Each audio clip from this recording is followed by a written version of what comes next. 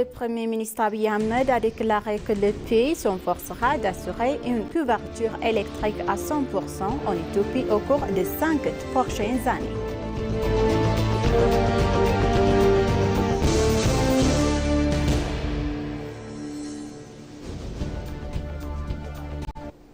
Le vice-premier ministre et président du Conseil national de la transformation numérique, Temesgen Tiruna, a déclaré que la stratégie Éthiopie numérique 2030 créera un environnement propice à une prospérité inclusive.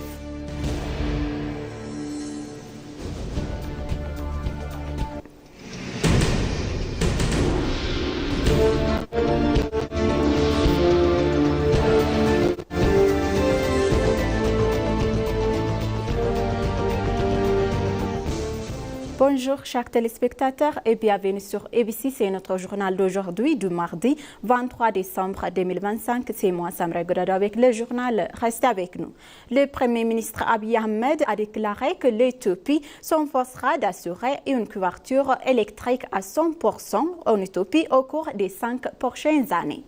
Lors du lancement de la stratégie Éthiopie numérique 2030, le Premier ministre Abiy Ahmed a affirmé qu'il ne saurait avoir de croissance sans accès à l'électricité. Il a également expliqué qu'il est crucial de créer un réseau électrique national afin de garantir l'accès à l'électricité à tous. Pour ce faire, il a précisé que les mini-réseaux et à petite échelle des systèmes hors réseau et totalement des solutions solaires seront mises en œuvre. L'accès à l'électricité est le première angulaire de droits et des opportunités auxquelles les citoyens ont le droit. Il a garanti également à toute l'égalité d'accès à l'éducation, à l'emploi, aux soins de santé et aux autres avantages sociaux. En particulier, l'électricité étant le carburant de la technologie numérique, il est clair qu'il n'y aura pas de mouvement numérique sans infrastructure énergétique.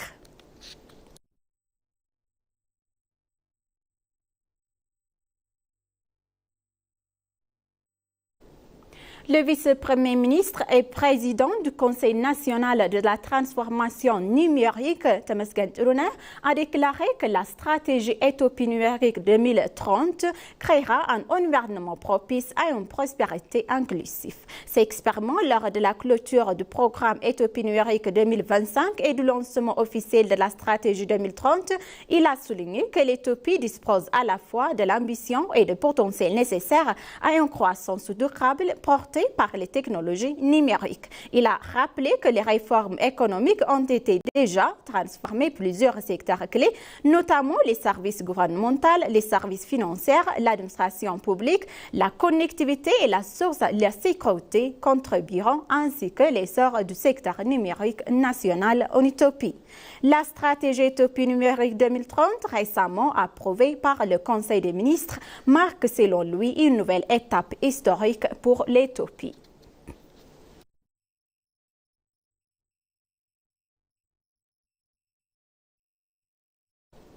Lorsque la Commission électorale nationale éthiopienne a tenu une réunion avec des représentants des partis politiques, y compris les partis au pouvoir, au sujet de 7e élection générale hier. Dans son discours d'ouverture, la présidente de la Commission, Melatwerk Haïlou, a expliqué que cette réunion était importante pour discuter avec les représentants de tous les partis politiques des attentes concernant le tenue de 7e élection générale en Éthiopie libre, équitable et impartiale pour créer un environnement politique favorable et pour envisager la poursuite des discussions.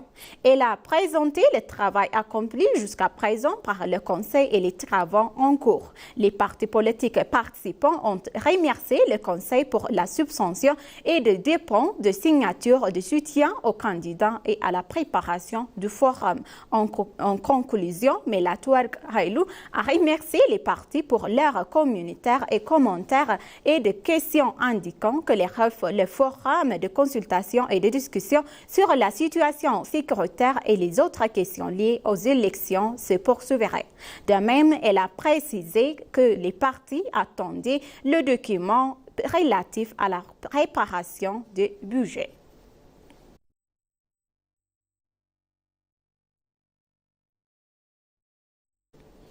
Le ministre de la Paix, Mohamed Idriss, a déclaré que l'instauration d'une paix durable et sûre, les anciens doivent intégrer et mettre en œuvre la consolidation de la paix dans leur plan.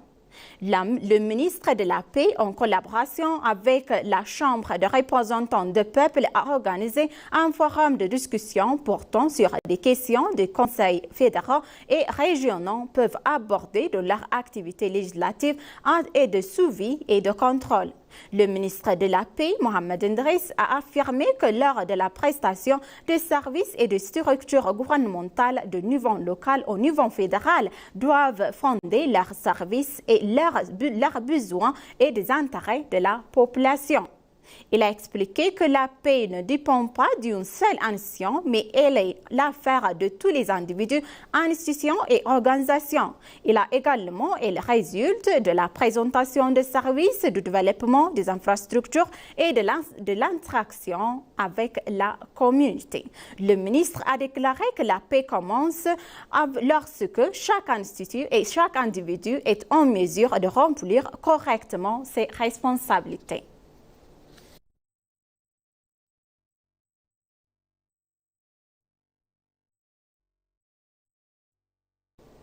L'avenir de l'Éthiopie repose sur une paix et une stabilité durables selon les services de communication gouvernementale.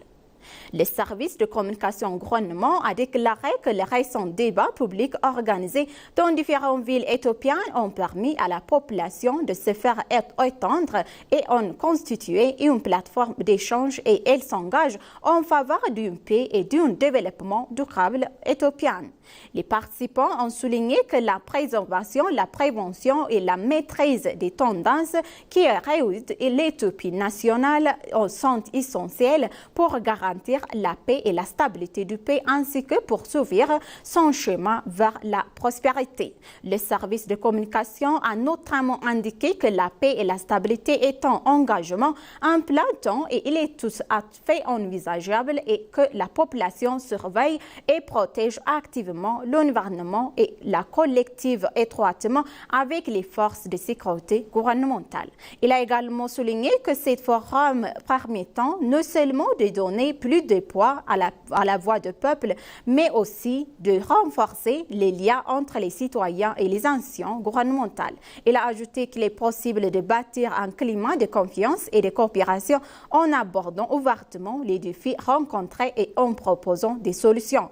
Les participants à la discussion ont réaffirmé qu'il est de la responsabilité de tous les défendre la paix et ont appelé le gouvernement à poursuivre ses efforts pour parvenir les agressements et les ajustements des forces de mal.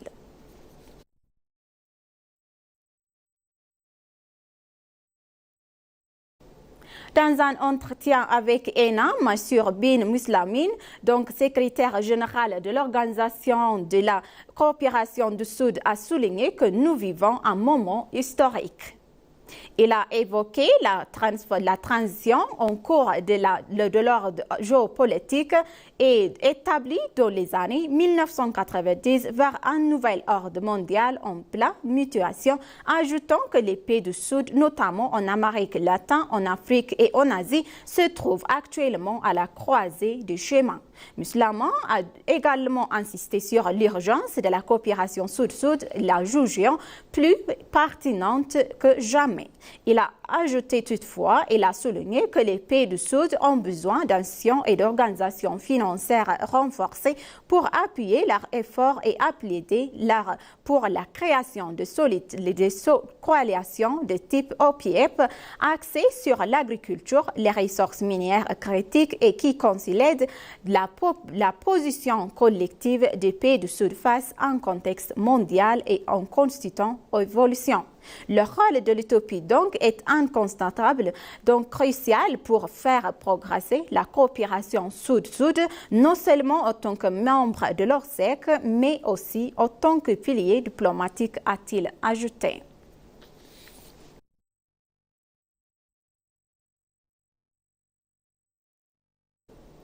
Le ministre de l'Éducation a annoncé que la mise en place d'un système visant à centraliser les potentiels des savoirs autochtones en utopie et à utiliser comme les ressources pour le développement et les politiques nationales. Reconnaissant les multiples avantages des savoirs autochtones pour la prospérité de l'utopie, la construction de l'identité, le gouvernement s'attache tout particulièrement à préserver les savoirs et aussi intégrer leur processus de développement moderne. Lors de l'ouverture de la formation, le ministre d'État de l'Éducation, Cora Touchen, a déclaré que le système mis en place permettra de rassembler les savoirs dispersés en un seul lieu et de les utiliser comme instrument pour les systèmes éducatifs, la recherche et les politiques publiques. Il a souligné que cela offrira également un potentiel considérable pour résoudre les problèmes nationaux grâce à des solutions issues des savoirs autochtones. Pour sa part, Salam Alamou, responsable du Bureau de l'engagement communautaire et des savoirs autochtones au sein du secteur de développement de l'enseignement supérieur du ministère de l'Éducation éthiopienne, a déclaré qu'en plus de documenter les savoirs autochtones, son équipe s'efforcera de les intégrer au système éducatif éthiopien.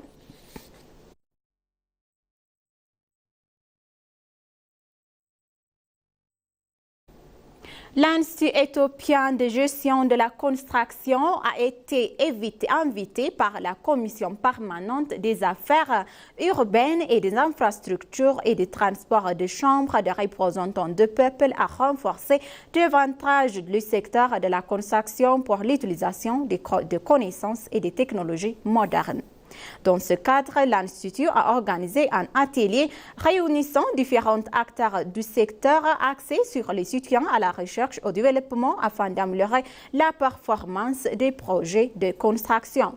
Selon le professeur Mohamed Abdo, président de la commission permanente des initiatives mises en œuvre par les instituts pour renforcer les capacités du secteur commençant à produire les résultats concrets.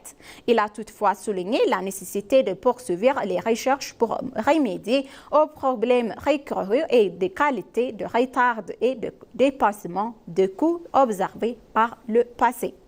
Dans son comté, le ministre d'État du développement urbain et des infrastructures Yetimgeta Asrat a déclaré qu'une attention particulière est accordée à l'amélioration du secteur de la construction, notamment à travers la formation d'une main-d'œuvre qualifiée, à l'adoption de la technologie appropriée et à la mise en place de procédures efficaces. Le directeur général de l'Institut éthiopien de gestion de la construction, ingénieur Tamrat, a pour sa part affirmé que l'Institut accorde une priorité aux études et aux recherches visant à garantir l'exécution de projets dans le respect des normes de qualité et des délais et de coûts et de prévus.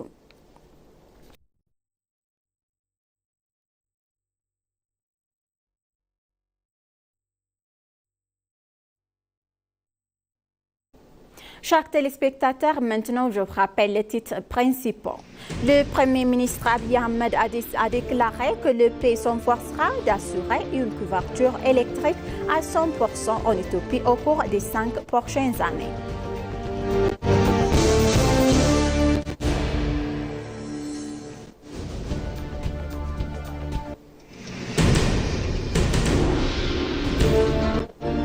Le vice-premier ministre et président du Conseil national de la transformation numérique, Temesgen Turuna, a déclaré que la stratégie Éthiopie numérique 2030 créera un environnement propice à une prospérité inclusive. Merci, chers téléspectateurs, d'avoir resté avec nous jusqu'à la fin de notre journal d'aujourd'hui. Je vous souhaite donc une bonne journée.